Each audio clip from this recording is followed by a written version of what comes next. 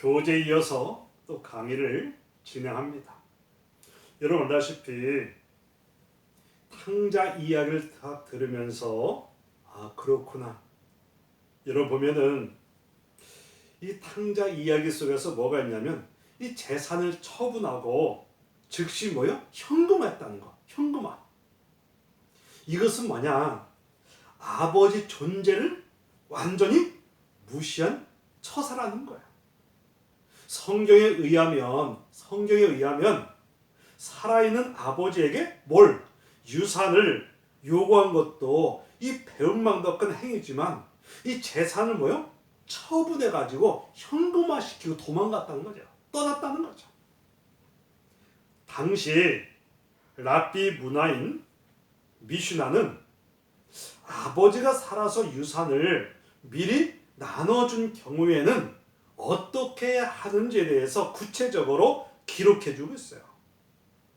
어떻게 기록하겠냐면 아버지가 살아있는 동안에는 받은 유산에 대해서 재산권을 행사하지 못한다는 거예요. 예를 들어서 만약에 아버지가 아들한테 이 재산권을 줬어요.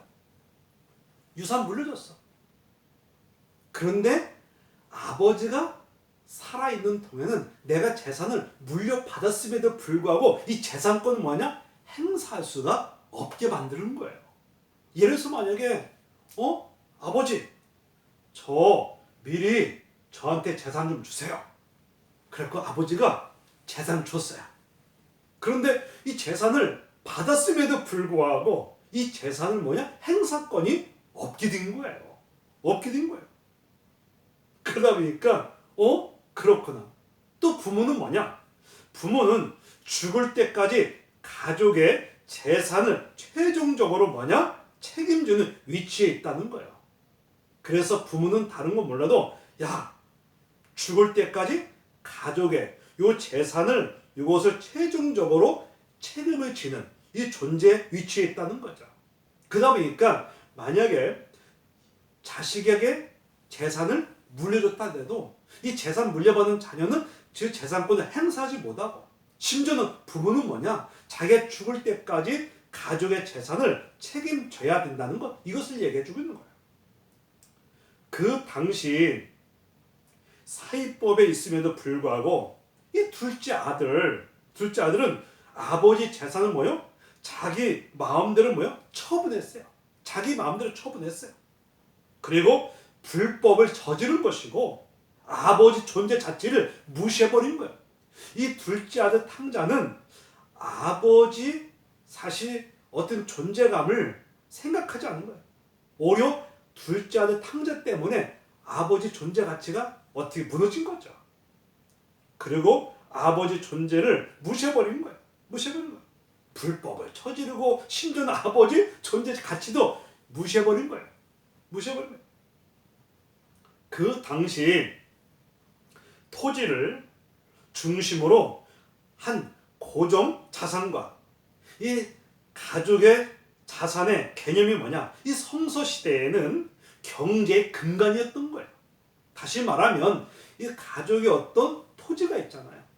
이 토지는 뭐냐? 이거는 성서시대의 이건 경제의 근간인 거예요.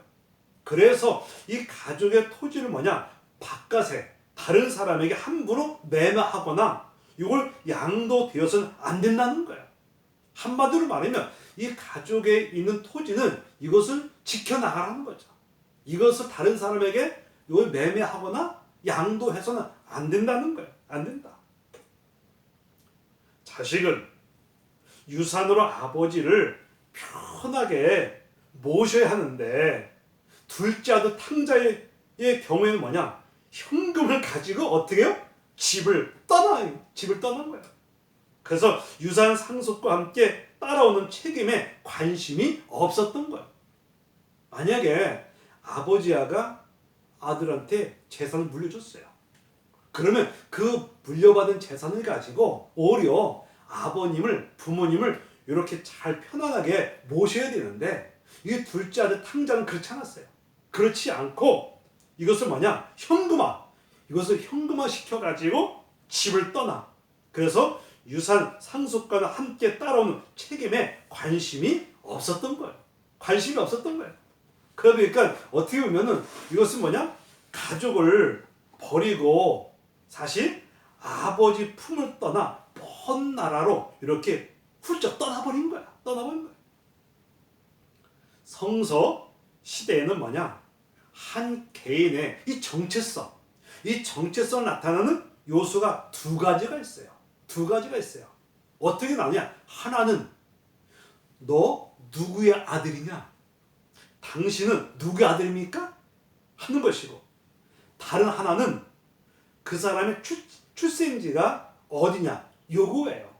그러니까 뭐냐면 성서 시대에 한 개인의 정체성을 이렇게 나타내는 요소는 다른 게 아니라 당신은 누구 아들입니까?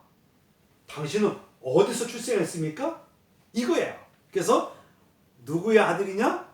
어디서 출생했느냐? 이게 정체성을 나타내는 거예요.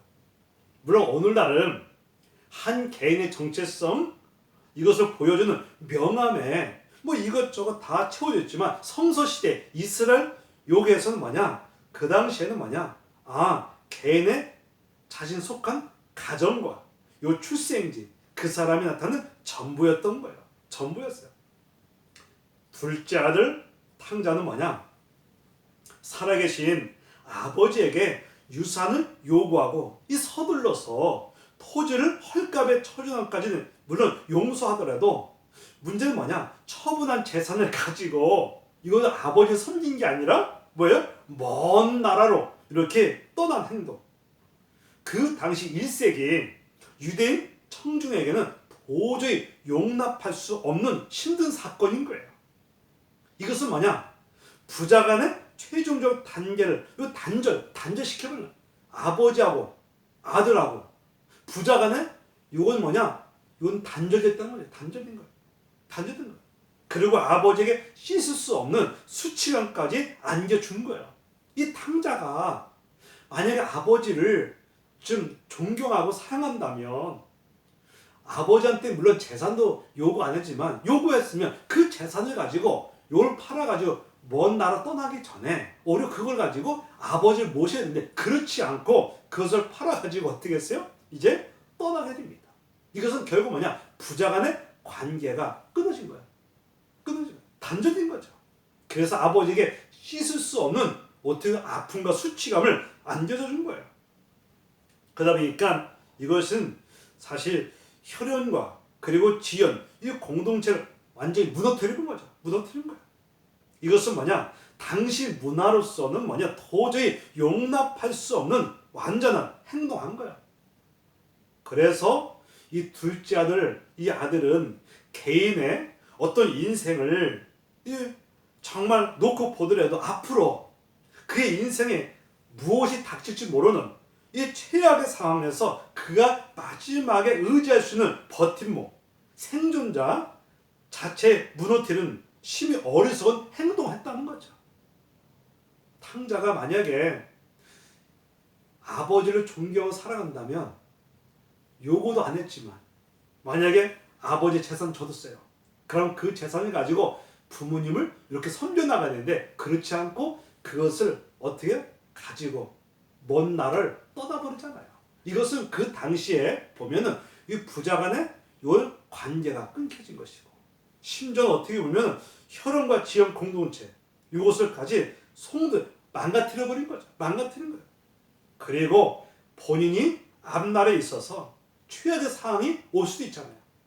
그리고 마지막으로 의지할 수 있는 이 버팀목까지 무너뜨리는 어리석은 행동을 했다는 거죠. 아버지 품으로 사실 품을 멀리 떠나는 것은 뭐냐? 또 다른 의미가 있습니다. 교재에 보니까 또 다른 의미가 있는데 그것이 바로 뭐냐? 탕자가 근원적인 죄를 범했다는 거예요. 죄를 범했다. 성경에서 가르치는 인간의 원죄가 무엇입니까? 그것은 뭐냐? 인간이 하나님과 분리된 상태를 말하죠. 여러분, 최초 인간이 누구예요? 아담과 하하죠.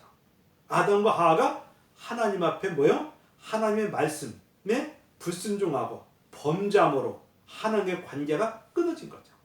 그리고 하나님과 관계가 분리되었고 멀어질 수밖에 없는 거예요. 이 탕자, 이 둘째 아들도 아버지의 관계가 어떻게 멀어지는 거죠. 끊어진 거예요. 이걸 말하는 거예요. 분리된 거예요. 그래서 그렇구나. 그래서 탕자가 아버지와 분리된 것처럼 우리 인간도 하나님과 우리가 아담과 하와가 죄를 범했기 때문에 사실 분리된 거죠. 분리된 거예요. 그러다 보니까 이 둘째 아들 아버지를 완전히 떠난 거예요. 떠난 거예요. 아버지 품에 있어야 되는데 떠나버렸어요. 우리 인간도 아담과 하와가 하나님 앞에 죄를 범함으로 하나님과 분리되고 떠날 수밖에 없는 그 불행한 그것 때문에 죄 때문에 죽음이 왔고 불행이 온 거죠. 온 거예요. 그래서 아버지부터 완전히 독립. 성경은 이런 아들을 뭐로? 탕자로 비유했어요. 얘는 탕자다. 이렇게 비유한 거예요. 그리고 교재 보니까 쾌락을 추구하는 삶이다. 쾌락을. 이 탕자는 뭐냐? 내키는 대로 쾌락을 추구하며 살았다는 거죠. 거기에서 방탕하게 살면서 그 재산을 뭐요? 다 낭비한 거예요. 낭비한 거예요. 성경은 육신의 소욕대로 살아가는 삶의 모습을 이렇게 다음과 같이 묘사하고 있어요. 보니까 아버지 떠나서 자기 멋대로 살았다는 거죠. 그런데 그런 생활이 그리 오래가지 못합니다. 아버지한테 재산을 받아가지고 현찰로 현금을 가지고 가가지고 그것을 가지고 뭐 했어요? 그것을 이제 방탕하게 사는 거죠. 거기 가가지고 아마 친구들 많이 새겼을 거예요. 야, 나랑 같이 이거 먹으러 갑시다. 구경하러 갑시다. 나름대로 사실 이렇게 이제 허랑방탕하게 이렇게 다 한 거죠. 그러다 보니까 그것이 오래가지 못하죠. 오래가지 못하죠. 그는 자기가 가진 것을 모두 탕진할 수밖에 없었어요. 그러다 보니까 이제 당연히 그는 아주 궁핍한 생활하는 거죠. 먼 나라, 딴 나라 갔는데 있는 돈 다 썼는데 이제 어떻게 할 길이 없잖아요. 할 길이 없어요. 이제는 가야 할 곳도 없고 먹을 것도 없고 이 어찌 거짓 신세가 되고 말았어요. 거짓 신세 되고 말았죠.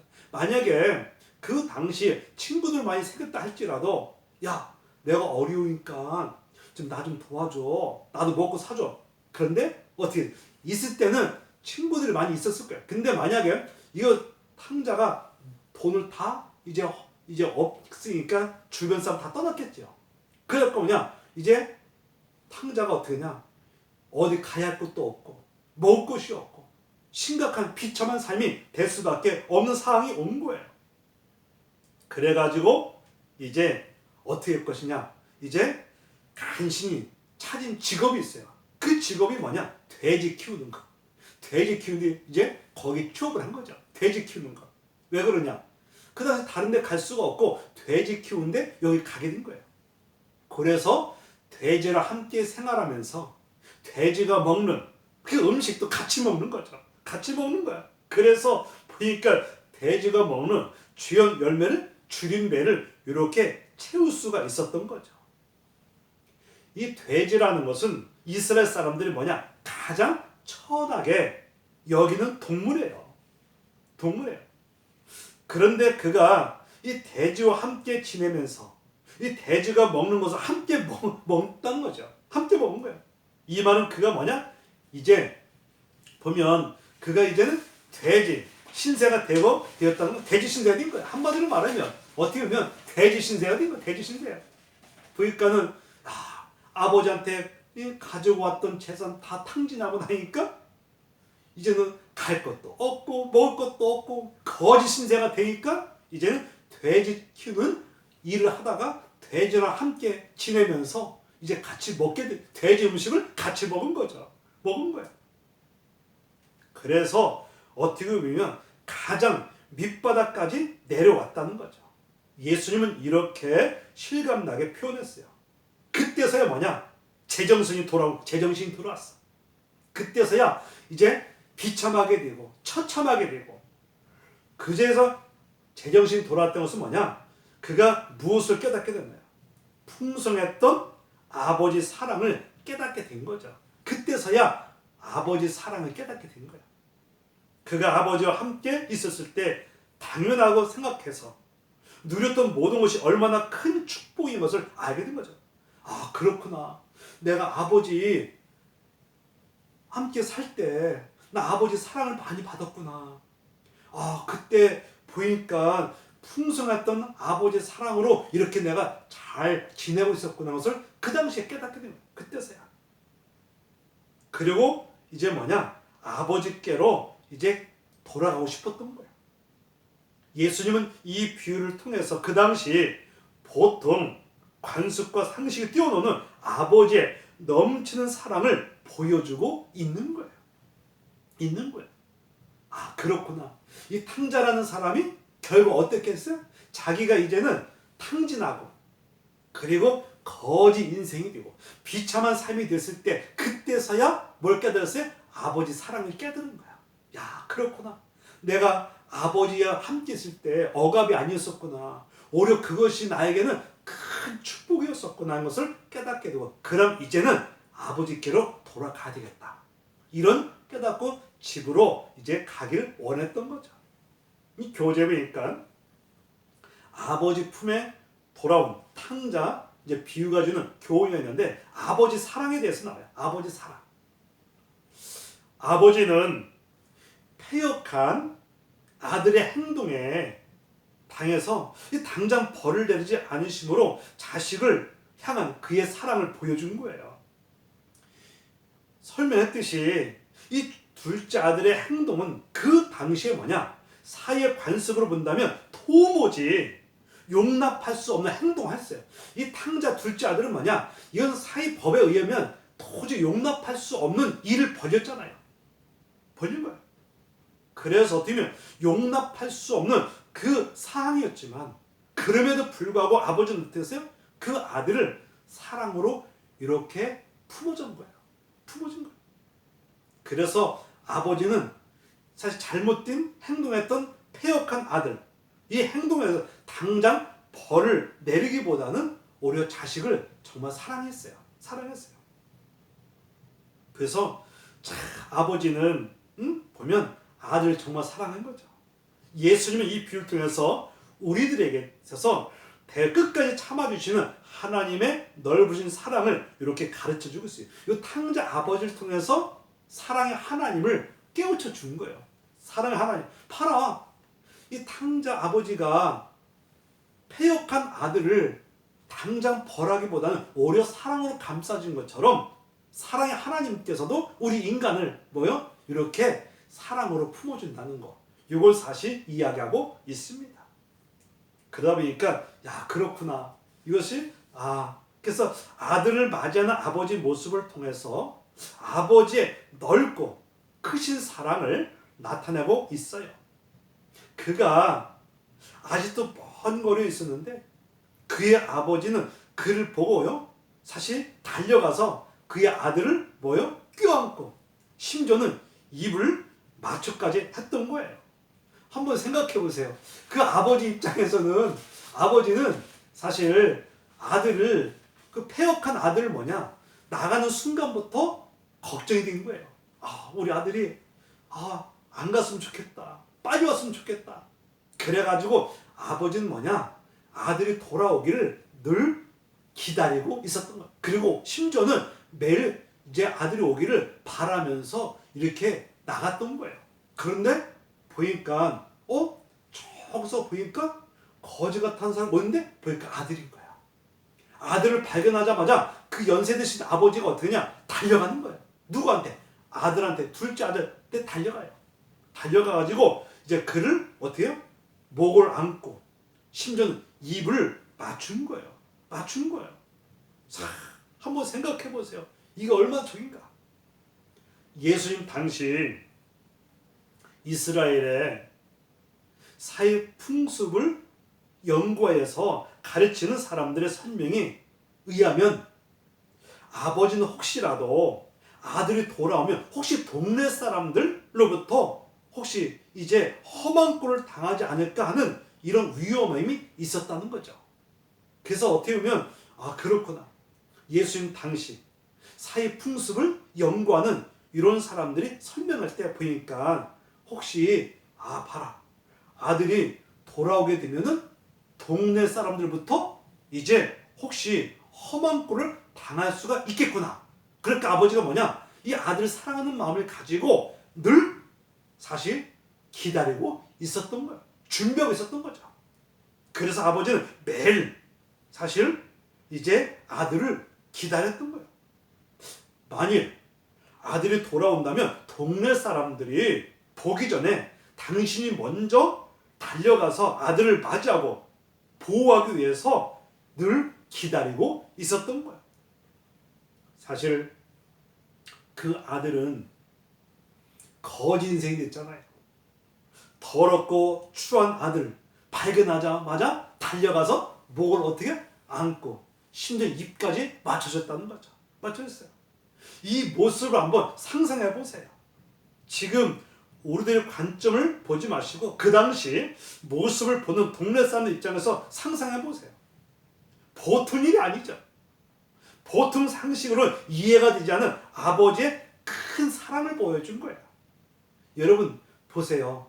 야, 나를 배반하고 나에게 아픈 거 상처 줬던 그 아들 오히려 사실 이렇게 벌을 내리지 않고 이렇게 사랑으로 품어준다는 건 이건 사실 보통 일이 아니죠. 보통 일이 아니죠. 보통 상식으로는 도저히 이해가 안 되는 아버지 사랑이죠. 예수님은 이 비유를 통해서 인간의 생각을 훨씬 뛰어넘으신 하나님의 풍성한 사랑을 증거하고 계십니다. 사실 이 탕자 아버지가 문제 있는 아들을 이렇게 사랑을 품은 것처럼 하나님도 뭐요? 하나님께서 죄 많은 우리 인생들을 뭐요? 이것을 사랑으로 품고 있다는 것을 알려주고 있는 거예요. 하나님의 사랑은 하나님 사랑 자체예요. 그렇기 때문에 그의 아들까지 보내주셨고 그 아들 예수님도 우리를 사랑하기 때문에 자기 생명까지 내어줄 수가 있었던 거죠. 교재에 보니까 지위를 희복시켰다는 거죠. 아버지는 돌아온 탕자에게 아들의 죄를 다시 희복시킨 거예요. 아들이 무슨 자격이 있어서가 아니죠. 이것은 순전히 아들 향한 아버지가 넘치는 은혜였던 거예요. 은혜 베풀어 준 거죠. 이제부터는 나는 아버지의 아들이라고 불릴 자격이 없어요. 사실 탕자가 나는 이제는 아들로 살아가는 게 아니라 나는 종으로 살아가야겠다. 이런 마음을 갖고 왔는데 이제부터 나는 아버지라 아들이라 부를 수 자격이 없다. 그러나 아버지는 종들에게 명령내요. 어서 좋은 옷을 꺼내어서 그에게 입혀라. 그리고 손에 반지 끼워줘라. 발에 신을 신기라고 하는 거예요. 아니, 탕자 입장에서 이해가 안 가는 거예요. 나는 아버지가 아니라 나는 종으로 이렇게 섬기려고 했는데 아버지는 나를 이렇게 아들로 이렇게 세워준 거예요. 그래서 이제 자기 아들을 어떻게 해요? 돌아온 아들에게 뭐라고 했냐면 옷도 입혀라. 그 다음에 반지까지 끼워줘라. 그리고 신발을 이렇게 새로 이렇게 신으라는 거죠. 자격이 없는 것은 아들 자신 인정한 거야. 그런데 누가 보더라도 그럼에도 불구하고 아버지는 그의 아들을 죄를 회복시켜 준 거예요. 그래서 좋은 옷도 입혀드리고 그리고 보니까는 이제 손가락 반지도 끼워주고 발에 신발도 신겨준 거예요. 이것이 아들 향한 아버지의 풍성한 사랑을 말해준 거예요. 풍성한 사랑. 그게 풍성한 사랑인데 우리를 향한 하나님의 사랑도 마찬가지예요. 예수님도 이 비유를 통해서 이 사실을 통해서 우리들에게 가르치고 있는 것이 이게 사랑을 말해주는 거예요. 사랑 말해주는 거예요. 여러분 보면 그렇구나. 이 탕자 아버지가 탕자를 이렇게 사랑으로 품어주신 것처럼 우리 하나님께서도 우리를 이렇게 품어주시는구나. 하나님의 사랑 이것을 이야기해주고 있는 거죠. 결국 이 비유는 아버지가 돌아온 둘째 아들을 위해서 동네 잔치를 베풀었어요. 이 이야기를 들어서 세밀한 아버지 사랑을 말해주고 있는 거죠. 있는 거예요. 여러분 생각해 보세요. 야, 그렇구나. 아니, 어떻게 자기한테 아픔을 주고 그런 괴로움을 줬고 이런 아들이 돌아오는데 이것을 어떻게 저렇게 사랑으로 품어 나갈 수 있을까? 이거는 아버지가 그만큼 탕자를 이제 사랑했다는 거죠. 그러다 보니까 심지어는 동네 잔치까지 벌이고 아들에게 사실 옷도 해입히고 반지도 끼워주고 신발도 신겨주고 이렇게 아들로 지위를 세워주신 거죠. 세워준 거예요. 그러다 보니까 그래서 이것은 아버지 사랑을 온전히 이렇게 표현해 준 거죠. 표현해줘. 여러분 보니까 살찐 심지어 송아지 끌어다가 잡아가지고 먹이고 그래서 나의 이 아들을 죽었다가 살아났고 내가 잃었다가 다시 찾았다. 그래서 이것이 기쁜 마음을 가지고 동네 사람들까지도 초청해가지고 잔치 벌인 거예요. 아들이 아버지 입장에서 봐라, 나 잃어버렸던 아들 찾았다. 심지어는 이 죽었던 아들까지 찾은 것이다. 이런 마음을 가지고서 이렇게 해서 사실 동네 사람들까지 다 초청해가지고 잔치까지 벌려드린 거예요. 그래서 그렇구나. 이 아버지의 이것이 정말 대단하다. 아버지 사랑은 너무 대단한 거죠. 그런데 정말 그렇구나. 탕자는 사실 아버지 사랑을 저버렸던 사람인데 그럼에도 불구하고 아버지는 그를 끝까지 사랑으로 이렇게 품어준 거. 이걸 말한 거죠. 그러다 보니까 둘째 아들의 행동은 너무 지나치고 또 그 아버지 사랑은 너무나 지나쳐. 이 둘 다 사실 지나쳐요. 둘째 아들의 행동은 사실 잘못된 행동이 너무 지나친 것이고 그리고 그 아버지 사랑도 너무나 지나친 큰 사랑이죠. 이것은 바로 흘러넘치는 하나님의 사랑이라고 이렇게 할 수 있어요. 여러분 보면 그릇에 물이 꽉 채워 흘러넘치는 바로 그 풍성한 사랑이 그것을 향한 하나님의 사랑을 표현한 거예요. 한번 생각해 보세요. 이 강의를 들으면서 탕자 아버지가 지극한 사랑이다. 지극한 사랑. 이 둘째 아들 행동도 너무 잘못된 행동인데 반해서 아버지 사랑이 너무나 지나치다. 이것이 바로 흘러넘치는 하나님의 사랑이구나. 그릇에 물이 꽉 채워 흘러넘치는 바로 그 풍성한 사랑, 그것이 바로 우리를 향한 하나님의 큰 사랑을 이야기해주고 있습니다. 너무나 풍성해서 우리들의 삶에 흘러넘친다. 우리들은 그런 사랑을 받을 자격이 없음에도 불구하고 하나님은 그 풍성한 사랑을 우리에게 이렇게 베풀어주고 있는 거죠. 사실 하나님께서는 허물 많은 우리들, 죄가 많은 우리들을 포기하지 않았어요. 그래서 어떻게 했습니까? 심지어 우리 하나님의 형상으로 지음받은 죄 많은 인생들 살리기 위해서, 구원하기 위해서 심지어는 그의 아들까지 이 땅에 보내주셨고 그 아들 예수님도 우리를 사랑하기 때문에, 극진히 사랑하기 때문에 자기 하나밖에 없는 생명을 십자가에서 이렇게 희생하신 거죠. 고난의 십자가를 지신 거예요. 왜? 우리를 그만큼 사랑하기 때문에. 그래서 우리를 살리기 위해서, 우리 영혼을 구원하고 살리기 위해서 어디에서? 죄에서 사망, 지옥불에서 건지기 위해서 그렇게 한 거예요. 그래서 그렇구나. 우리는 사실 이 사랑을 받을 자격이 없음에도 불구하고 하나님은 그 사랑을 우리에게 베풀어 주신 거죠. 그래서 하나님의 사랑과 예수님의 사랑을 통해서 우리가 믿는 자들은, 예수를 믿는 자는 우리는 죄사함을 받고 하나님의 사랑 속에 살다가 하나님의 예비한 나라, 하나님 나라 천국 가서 영생을 누리며 살아갈 수 있도록 이렇게 만들어 주신 거, 이걸 말씀해 주고 있는 겁니다. 우리 잠깐 한 5분 쉬었다가 이렇게 또 이어지도록 하겠습니다.